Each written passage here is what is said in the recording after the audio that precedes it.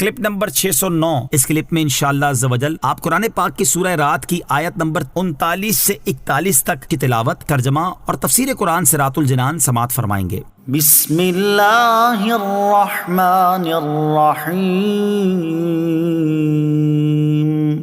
اللہ کے نام سے شروع جو نہایت مہربان رحمت والا ہے۔ یمحو اللہ ما یشاء ویثبت وعنده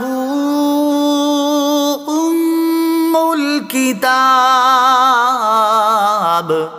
ترجمہ، اللہ جو چاہتا ہے مٹا دیتا ہے اور برقرار رکھتا ہے، اور اصل لکھا ہوا اسی کے پاس ہے۔ یمحو اللہ ما یشاء، اللہ جو چاہتا ہے مٹا دیتا ہے۔ حضرت سعید بن جبیر اور حضرت قتادہ رضی اللہ تعالیٰ عنہما اس آیت کی تفسیر میں فرماتے ہیں کہ اللہ تعالیٰ جن احکام کو چاہتا ہے منسوخ فرماتا ہے اور جنہیں چاہتا ہے باقی رکھتا ہے۔ حضرت سعید بن جبیر رضی اللہ تعالیٰ عنہ کا ایک قول یہ بھی ہے کہ بندوں کے گناہوں میں سے اللہ تعالیٰ جو چاہتا ہے مغفرت فرما کر مٹا دیتا ہے اور جو چاہتا ہے ثابت رکھتا ہے۔ حضرت اکرمہ رضی اللہ تعالیٰ عنہ کا قول ہے کہ اللہ تعالیٰ توبہ سے جس گناہ کو چاہتا ہے مٹاتا ہے اور اس کی جگہ نیکیاں قائم فرماتا ہے۔ اس آیت کی تفسیر میں ان کے علاوہ اور بھی بہت سے اقوال ہیں۔ وَعِندَهُ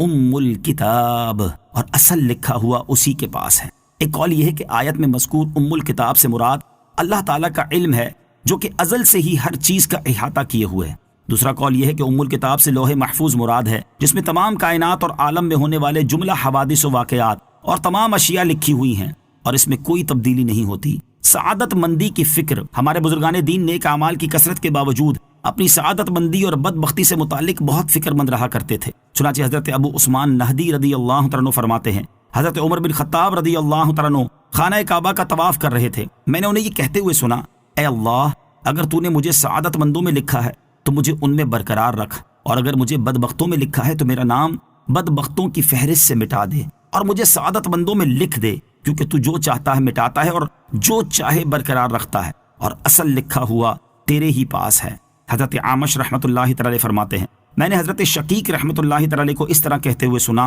کہ اے اللہ، اگر تو نے ہمیں اپنے پاس بدبختوں میں لکھا ہے تو ہمارا نام وہاں سے مٹا دے اور ہمیں سعادت مندوں میں لکھ دے، اور اگر تو نے ہمیں سعادت مندوں میں لکھا ہے تو ہمیں اس پر برقرار رکھ، کیونکہ تو جو چاہے مٹاتا ہے اور جو چاہے برقرار رکھتا ہے، اور اصل لکھا ہوا تیرے ہی پاس ہے۔ اللہ تعالی ہمیں بھی اپنی سعادت مندی کی فکر کرنے کی توفیق نصیب فرمائے، آمین۔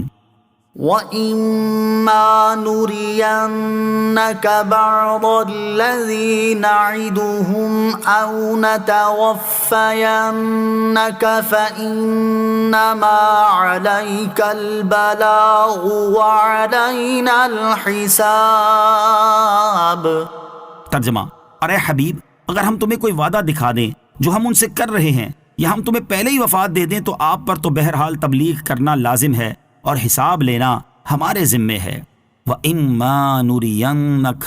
اور اگر ہم تمہیں دکھا دیں۔ اس آیت کا خلاصہ یہ ہے کہ اے حبیب صلی اللہ علیہ وسلم، ہم کافروں کو عذاب دینے کا جو وعدہ کر رہے ہیں، اس میں سے کوئی وعدہ آپ کو آپ کی زندگی میں ہی دکھا دیں، یا وہ وعدہ دکھانے سے پہلے ہی آپ علیہ الصلوۃ والسلام کو وفات دے دیں، تو دونوں صورتیں ممکن ہیں، لیکن آپ کی ذمہ داری بہرحال تبلیغ فرمانا ہے، اور صرف یہی آپ کی ذمہ داری ہے۔ بقیہ قیامت کے دن ان کا حساب لینا اور ان کے اعمال کی جزا دینا یہ ہمارے ذمے ہے، لہٰذا آپ علیہ الصلوۃ والسلام کافروں کے اعراض کرنے سے رنجیدہ نہ ہوں اور ان کے عذاب کی جلدی نہ کریں۔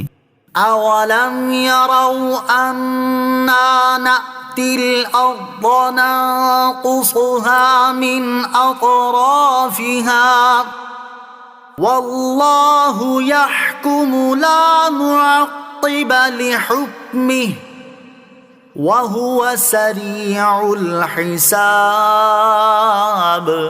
ترجمہ، کیا یہ کافر دیکھتے نہیں کہ ہم ہر طرف سے ان کی زمین کم کر رہے ہیں، اور اللہ حکم فرماتا ہے، اس کے حکم کو کوئی پیچھے کرنے والا نہیں، اور وہ بہت جلد حساب لے لیتا ہے۔ اولم یرو، کیا یہ کافر دیکھتے نہیں، یعنی جن کفار مکہ نے سرور عالم علیہ الصلوۃ والسلام سے نشانیاں دکھانے کا مطالبہ کیا ہے، کیا وہ دیکھتے نہیں ہم ہر طرف سے ان کی آبادیاں کم کرتے آ رہے ہیں اور شرک کی زمین کی وسعت مسلسل کم کر رہے ہیں، اور حضور اقدس علیہ الصلوۃ والسلام کے لیے کفار کے گرد و پیش کی اراضی یکے بعد دیگرے فتح ہوتی چلی جاتی ہے، اور یہ اس بات کی صریح دلیل ہے کہ اللہ تعالیٰ اپنے حبیب علیہ الصلوۃ والسلام کی مدد فرماتا ہے اور ان کے لشکر کو فتح مند کرتا ہے اور ان کے دین کو غلبہ دیتا ہے۔ اللہ عز و جل کا حکم نافذ ہے، کسی کی مجال نہیں کہ اس میں چوں چراں یا کوئی تبدیلی کر سکے، جب وہ اسلام کو غلبہ دینا اور کفر کو پست کرنا چاہے تو کس کی تاب و مجال ہے کہ اس کے حکم میں دخل دے سکے، اور وہ جس کا محاسبہ کرنا چاہے تو اس سے بہت جلد حساب لے لیتا ہے۔